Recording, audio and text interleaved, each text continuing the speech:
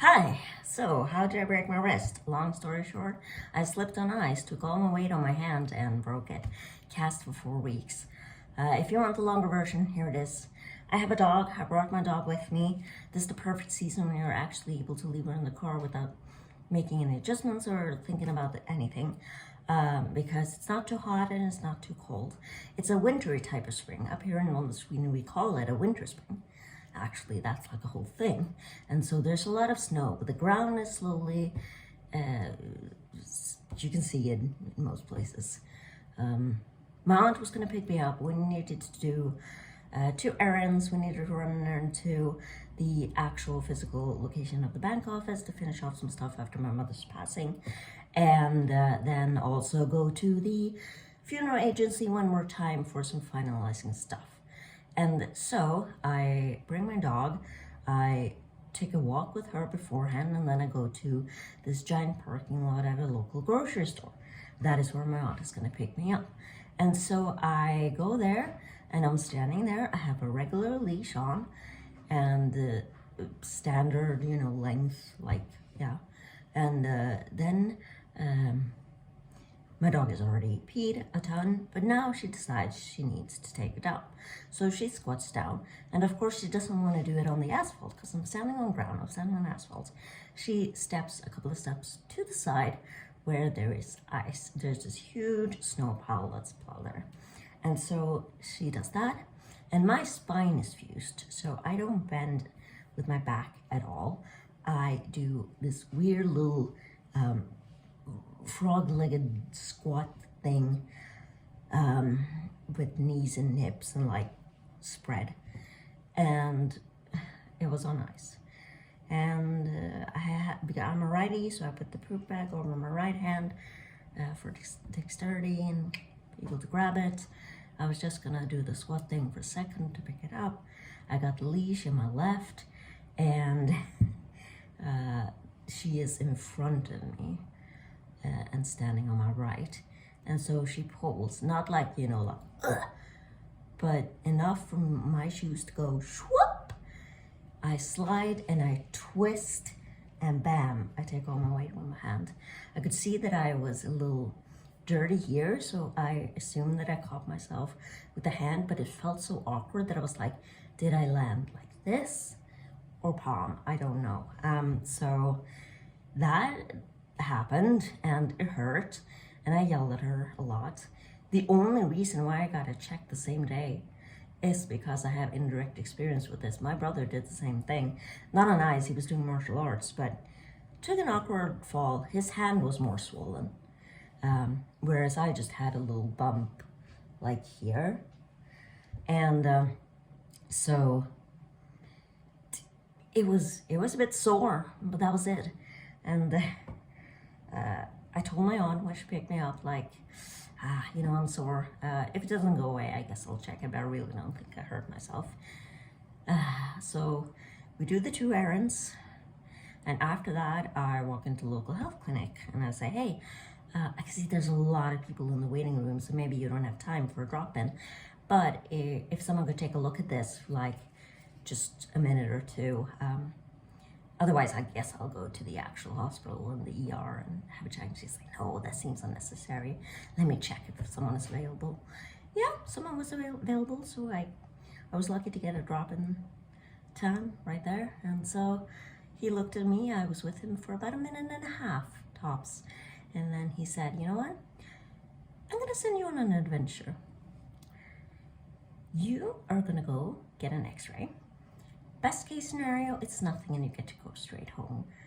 Kind of in between, it's a sprain of some type, and they will send you down to orthopedics to get it wrapped and give you some tips and tricks. Worst case scenario, there's a fracture of some kind, and you're gonna get again sent to the orthopedics, and they're gonna give you cast to wear for about 4 to 6 weeks tops. Yeah, and I was like, okay. I'm sending you a referral, so you go straight there. They're gonna be waiting for you. So just, and then I did. So I go there, sit in the waiting room. He sent the referral, so at the actual hospital, I get to come in pretty quickly. and I have to turn. I have to do different things, different angles, right, for the x-ray. And then it actually aches slightly. And I'm like, ooh, it's definitely a sprain. Maybe even like the tiniest hairline fracture. Because it actually hurts a little bit. Amazing. I mean, just enough for me to go, it's not comfortable. But that was it. The technician tells me to wait outside the door. She's like, there are a couple seats there. I sit on a chair, and then she comes down and says, yeah, it is a fracture. Because they send directly to the doctor that looked at it. So you're gonna take the elevator here. You come straight down to the ER, and they're gonna help you. So you just tell them that we sent you. Okay. I go down there, this little reception thing, and I say, hey, x-ray sent me down. There's a fracture. Okay. And then I get to sit and wait there. There I have to wait for quite a while, actually. And it does ache now, actually. So, you know what? Okay, you know, I'm on board. And it's not that crazy that it's a fracture. And then I get to see the doctor. And I say, hey, I don't even know what type of fracture it is.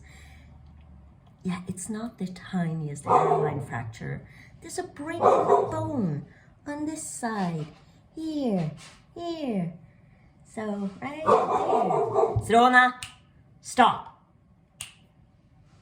Yeah. So, it's not clean off, but almost. And it's an actual break more than the tiniest crack. Yeah. And my brother broke his wrist in 2 places. I only managed 1. But I knew because of that it can be worse than it feels and even looks. So I'm glad that I got it checked, because then I got a cast the same day. And now I'm wearing this bad boy for May 2nd is the day. The Battle of Hogwarts. That's the day I get to remove it. So that's it. As for the psych unit, I had a panic attack one night because after I found my mom and she was dead, I handled it fine for a couple of days, and then everything just came all at once. So then I called this informational number and I said, hey, I have a doctor's appointment booked, but it's not until 2 weeks. And I was thinking about, I will want to talk about maybe renewing prescriptions, and because I had this medicine that really helped a lot a couple of years ago. Maybe I could get that now when there's been like an actual thing that's happened. And do I go into like some night open clinic or to the psychiatric at the emergency at the hospital, or like I'm not sure what to do. And she goes, well, you have been through a trauma, so you know it doesn't have to be a big thing. It doesn't have to be anything super extreme. Like you can go there just because it's open and because it is late at night and it has been like an actual trauma. I think go there and you can get help directly and you won't have to wait as long as going to just a night open health clinic, blah, blah, blah. Okay, so I call my aunt and I say, hey, they think I should go in there. And I think that's better because that seems faster. So she says, okay, I'll drive you. Then we drive over to the hospital and I go and I ring the thing and I say, hey, I've been really struggling. And I get to talk to a nurse and it's fine. Then I get to wait a bit and then I get to see a doctor. And she is asking me way more in-depth questions, what happened, and then I actually start breaking down again, telling her what happened, how I found my mom. They brought up memories of finding my sister and, you know, so, and I go, you know, and I go like, I have all these pets I need to take care of. I feel so guilty and this, but tonight I had a total panic attack and that hasn't happened in ages and blah, blah, blah, blah, blah. And she goes, well, I don't know. You get to decide, but would you like to stay a night or 2 and just kind of settle in with everything and be able to take it in and process it? But I have all the pets. And she's like, well, you mentioned that you had friends and family and neighbors that you could look after them. And I go, yeah, I think I kind of want to stay. And she goes, all right, then you get to stay. And then I stayed for 2 nights, and it was one of the best things I've done, because there I could just settle down. I didn't have to think about like taking care of the pets, of doing this, taking care of myself, of the home, cleaning, doing the things, dishes, cooking food when you don't feel like eating even. And it's like, I didn't have to sit at home or worry about like, I had one panic attack, am I gonna have another? It was great. So completely, fully recommend. At least in Sweden, that's the only experience that I have going to a psychiatric ward. Absolutely amazing. Most people were there voluntarily, and we had a lot of fun, and we were just a bit broken in many different ways on different levels. So that has been my life, but things are going right now.